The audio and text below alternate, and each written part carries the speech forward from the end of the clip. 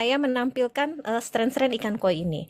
Yang ingin saya tegaskan di sini adalah bahwasannya warna pada ikan koi itu secara umum cuma ada 4, yaitu warna merah, warna putih, warna hitam, dan juga warna kuning.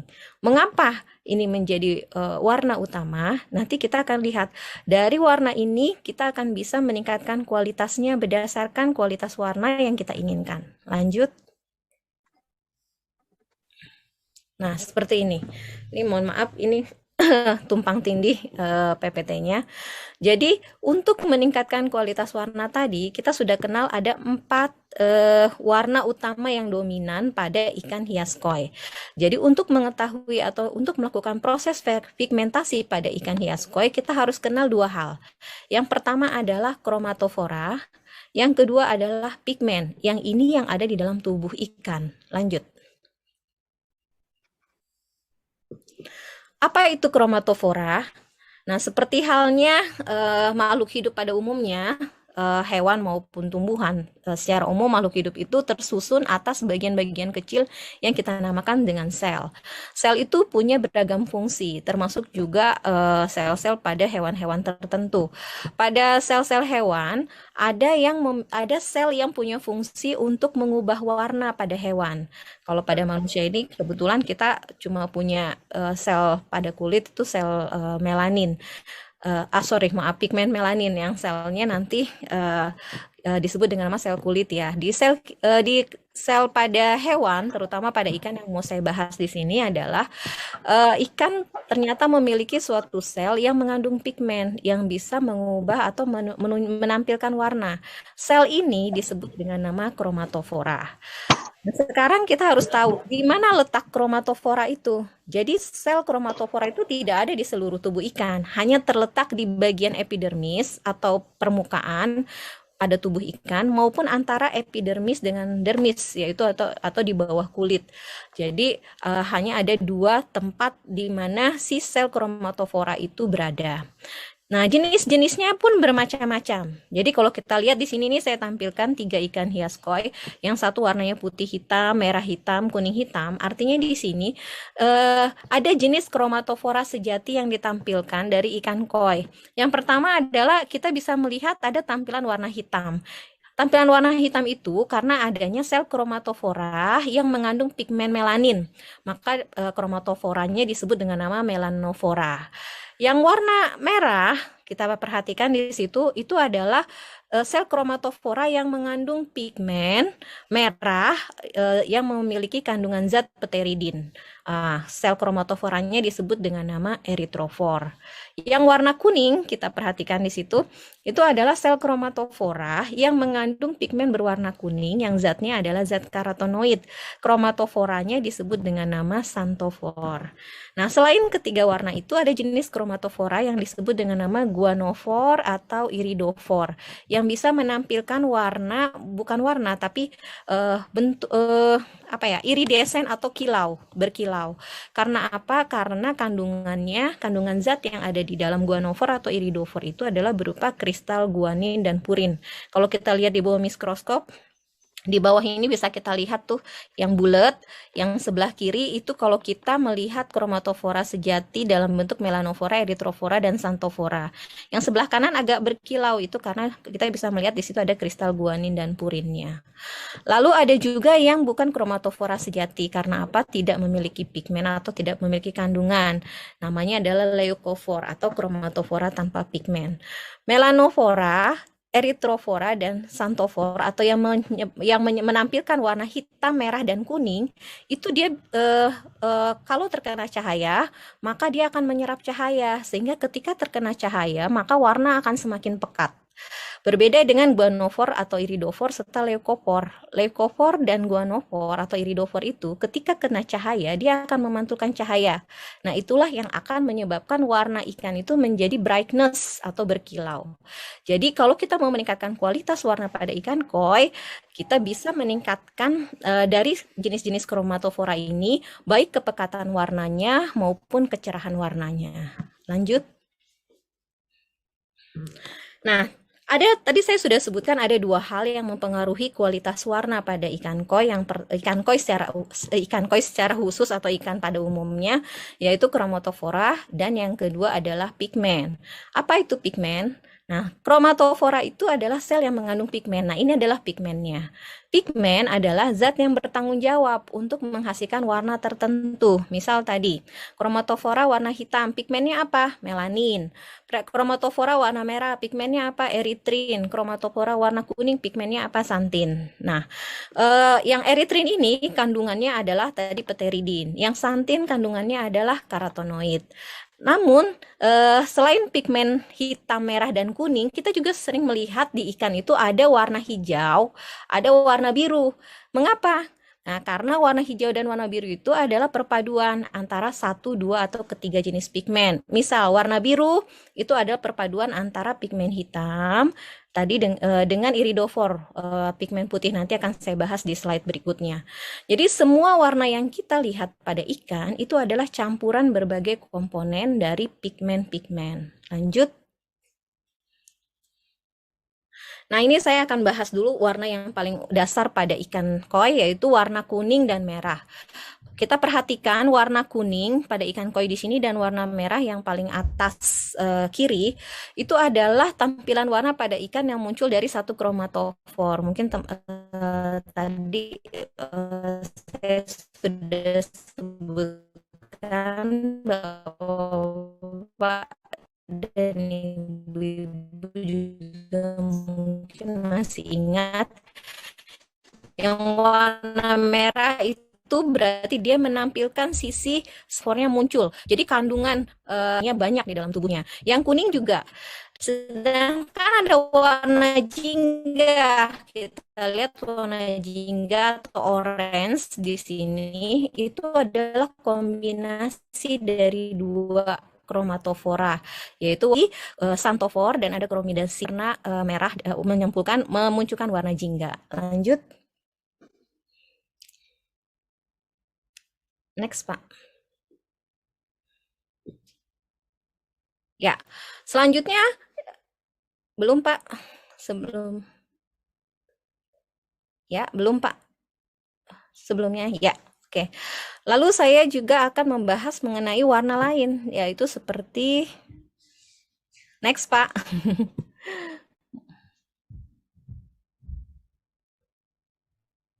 Ya.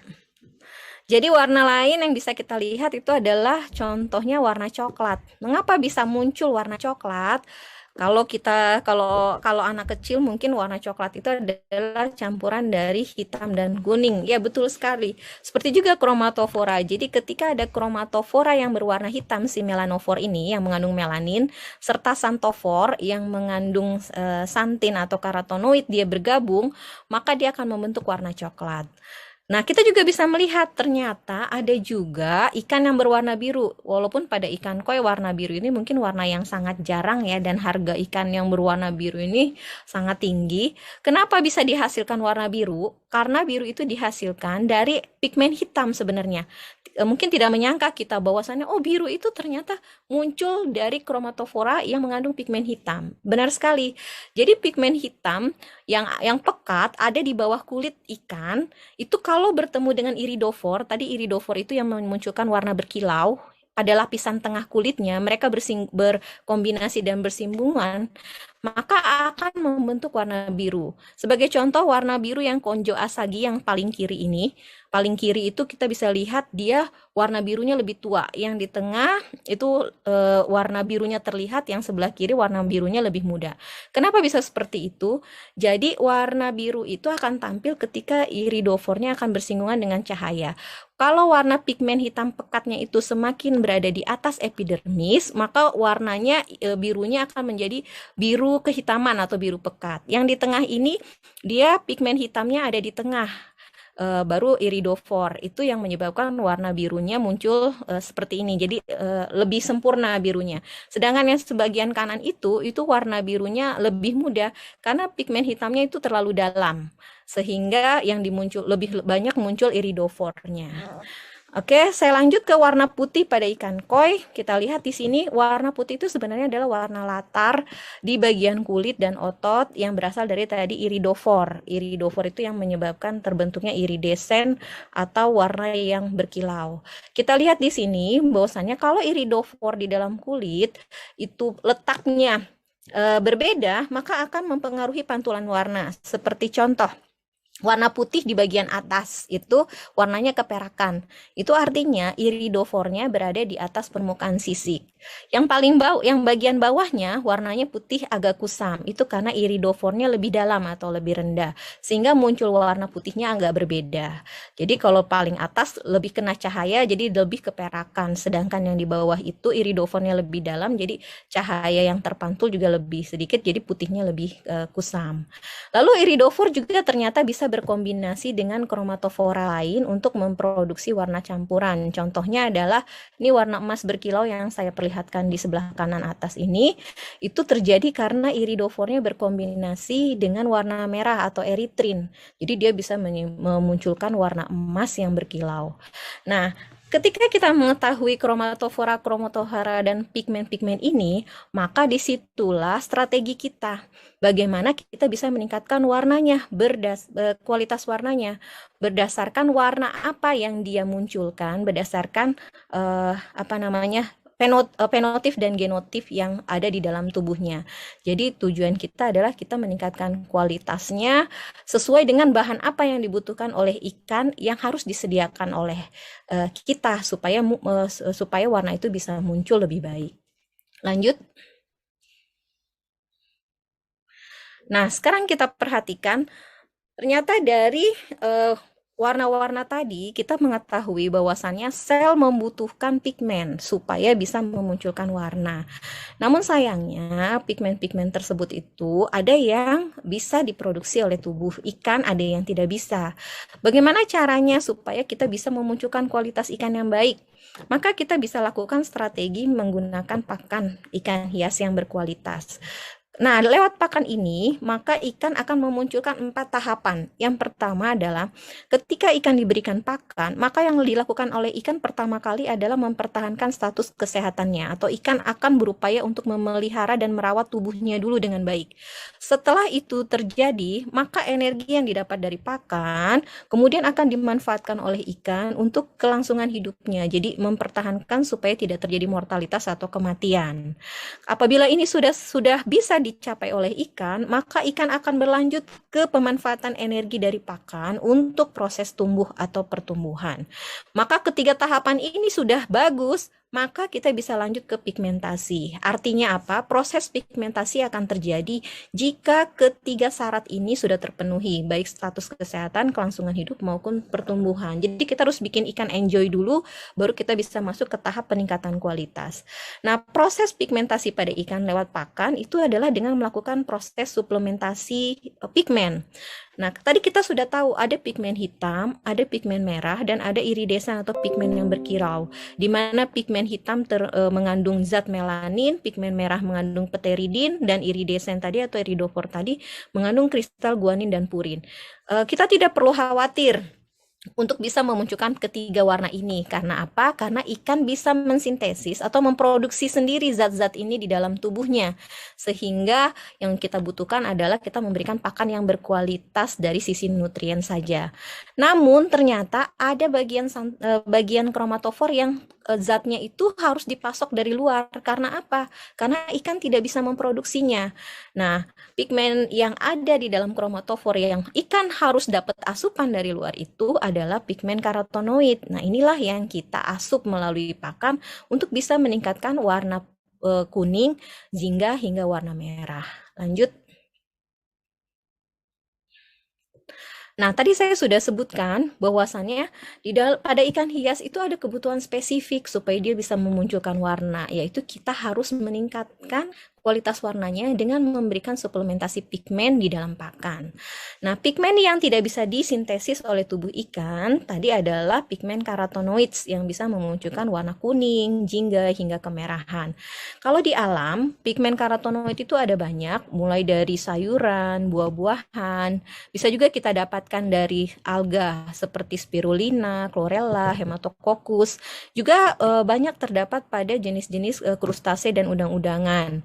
Dan juga bisa kita dapatkan dari bunga-bungaan seperti bunga marigold, bunga kembang sepatu, dan sebagainya. Kita juga bisa mensuplementasikan karotenoid ini bukan cuma dari bahan alami, tapi juga ada bahan sintetis. Apa bedanya bahan alami dengan bahan sintetis? Kalau bahan alami di dalamnya tidak cuma mengandung karotenoid, jadi di dalam bahan alami itu kita akan menemukan serat kasar, kita akan menemukan karbohidrat, protein, lemak, dan sebagainya. Sehingga tingkat kemurniannya masih rendah.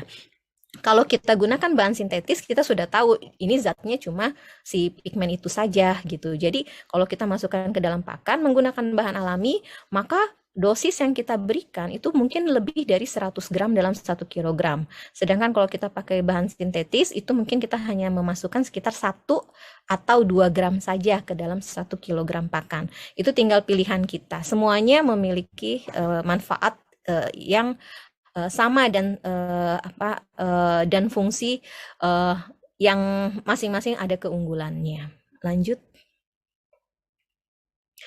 Nah, dari karotenoid tadi, kita harus kenal dulu ternyata karotenoid itu nggak cuma satu. Karotenoid itu ada 800 jenis di alam. Tapi yang paling berperan untuk pewarnaan pada ikan itu adalah astaxanthin. Walaupun ada yang lain seperti lutein, santaxanthin, zeaxanthin, dan sebagainya. Namun semua akan kembali mengarah ke astaxanthin karena di dalam tubuh ada beberapa karotenoid yang justru nanti akan dimetabolisme menjadi astaxanthin untuk memunculkan warna kuning pekat, jingga, hingga kemerahan. Nah, pada ikan koi sendiri itu kemampuan untuk memetabolisme karotenoid dalam bentuk astaxanthin itu lumayan cukup mudah. Artinya tidak seperti hewan-hewan karnivora. Jadi jenis-jenis ikan karnivora itu untuk membentuk warna merah itu modifikasinya sangat terbatas. Jadi dia kalau mau dikasih warna merah pada ikan-ikan karnivor udah kasih aja astaxanthin.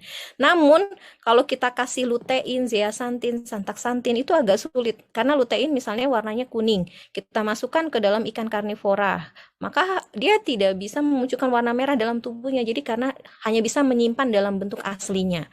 Beda dengan ikan koi. Kalau ikan koi dikasih astaxanthin warna merah muncul. Dikasih lutein warna merah muncul. Dikasih zeaxanthin warna merah muncul. Karena apa? Karena pada ikan koi adalah jenis karnivora yang bisa memodifikasi warna tadi. Warna tadi untuk menjadi astaxanthin.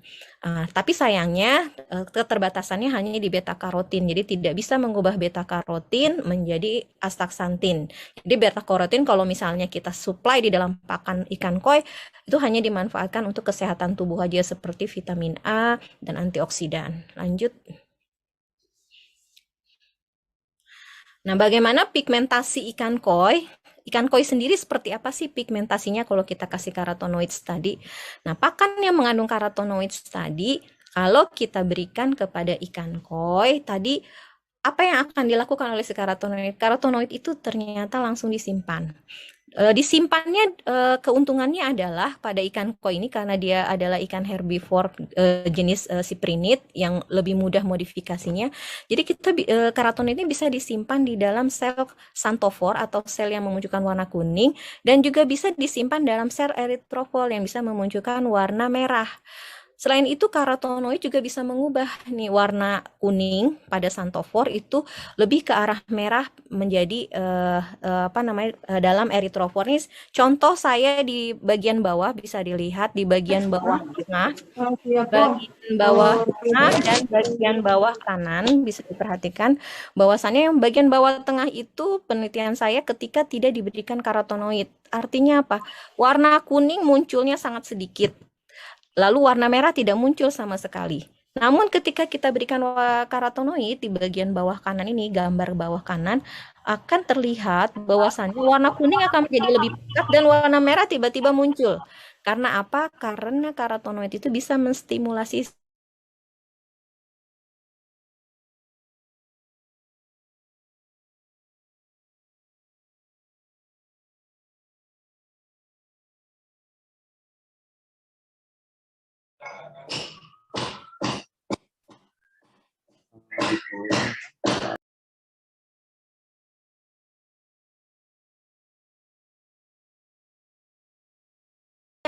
Sel merah dari dari sel kromatofor dalam bentuk eritrofor.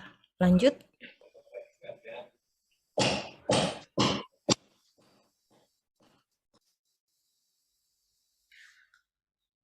Ya.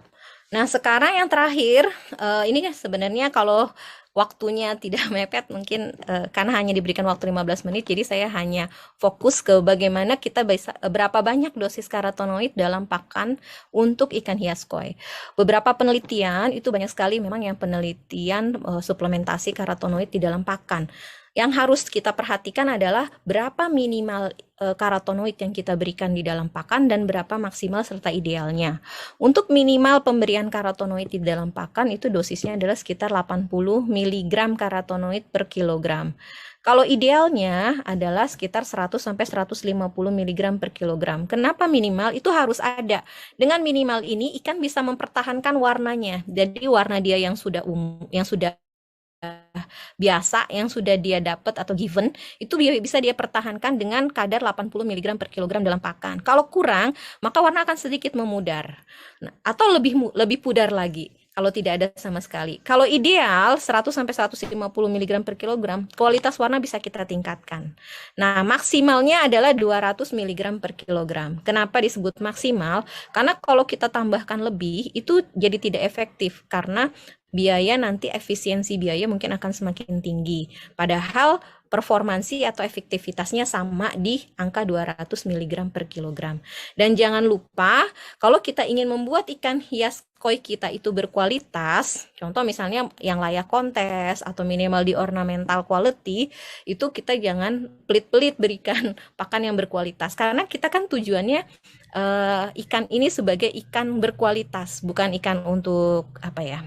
Bukan hanya sekedar ikan untuk produksi saja. Mungkin kalau produksi bisa kita kurangi kandungan nutriennya, tapi kalau memang kita ingin meningkatkan kualitasnya, misalnya 2 minggu pertama pembudidaya ingin menjual ikan koinya supaya lebih tinggi grade-nya karena warnanya meningkat, maka 2 minggu itu kita jangan lupa kasih kandungan pakan yang lebih baik dengan protein 45-50%, lemaknya kurang dari 12%, BETN-nya kurang lebih 8%, serat kasannya kurang dari 3%, dan memiliki kecukupan vitamin dan mineral. Lanjut. Next, Pak. Ya. So, make your fish brighter and colorful. Terima kasih. Wassalamualaikum warahmatullahi wabarakatuh. Waalaikumsalam warahmatullahi wabarakatuh. Terima kasih atas pemaparannya, Bu Nina. Kita lanjut ke narasumber kedua.